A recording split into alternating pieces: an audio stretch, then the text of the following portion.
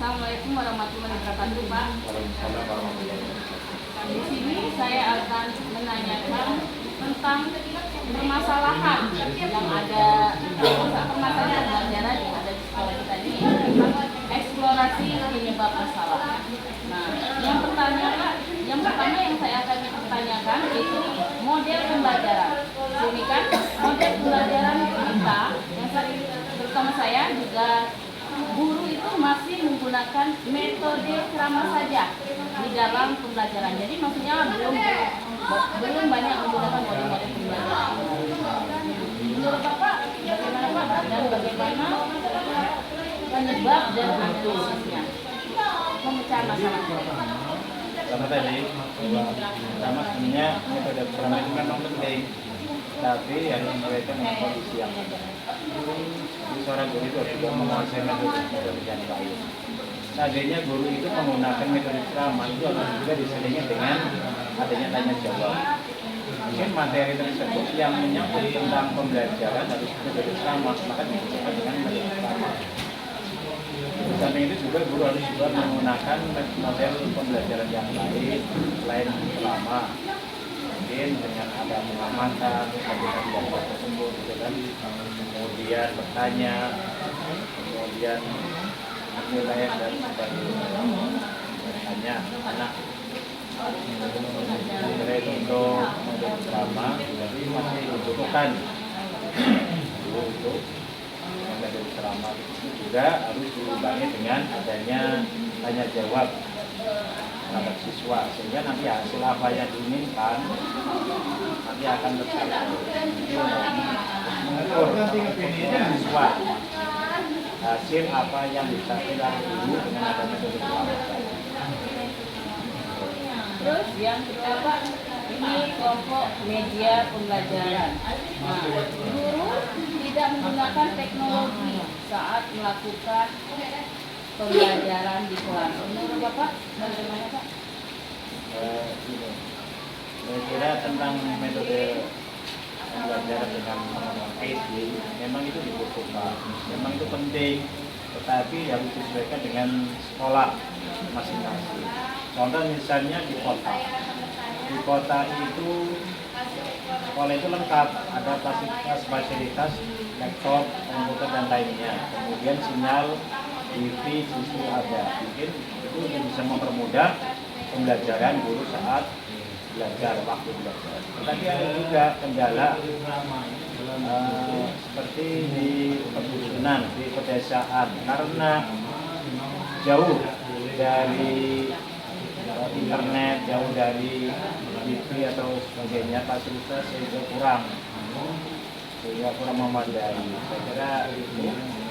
Tapi guru tetap harus belajar terus untuk menguasai teknologi. Siapa tahu dibutuhkan dengan di sekolah-sekolah yang lain. Kalau di sekolah kita ini Sekolah kita ini memang sudah ada fasilitas semacam seperti fokus, laptop itu ada juga, tapi memang guru belum banyak menggunakan dengan sistem teknologi, banyak menggunakan model-model ramah seperti itu, kemudian pengamatan, kemudian tampilan. Cuman belum buat banyak guru yang menggunakan teknologi. kemudian juga mungkin saya tambah kesulitan Pak. Kemudian juga di kita juga kan fokus seperti itu kan kita belum lengkap ya Pak.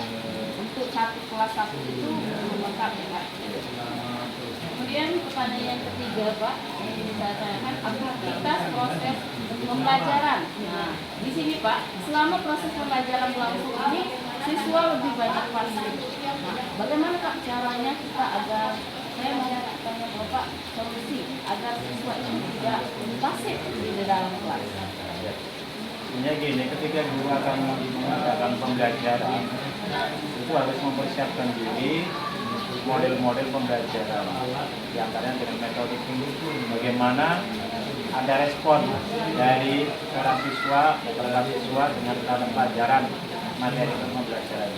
Artinya bahwa pembelajaran itu adalah menyenangkan.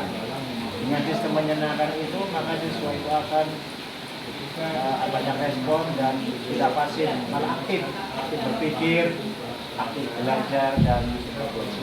Jadi guru itu harus menguasai samping metode, kemudian materi dan sebagainya. Penilaian dan hasil belajar. Nah, di sini kan kita biasanya di akhir pembelajaran kita melakukan timbal balik, umpan balik, yaitu untuk mengetahui sebagai sejauh mana anak itu sudah paham dengan materi yang kita ajarkan. Nah, di sini Pak, kemampuan menjawab siswa itu, tertulis itu biasanya siswa itu masih rendah. Nah, menurut Bapak, mengapa siswa ini nilai tertulisnya itu masih rendah? Di antaranya siswa ini kurang menguasai. Memang harus kita sering berlatih pada siswa untuk memberikan pertanyaan-pertanyaan, bukan hanya ulangan atau evaluasi pilihan ganda, tapi juga esai ya, untuk belajar menganalisa, belajar untuk mengisi suatu pertanyaan pendek atau panjang, sehingga siswa akan terbiasa.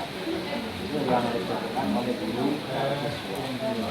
Sehingga nanti apa, ketika ulangan hasil yang akan dicapai mungkin nanti akan tercapai dengan apa yang diinginkan oleh guru.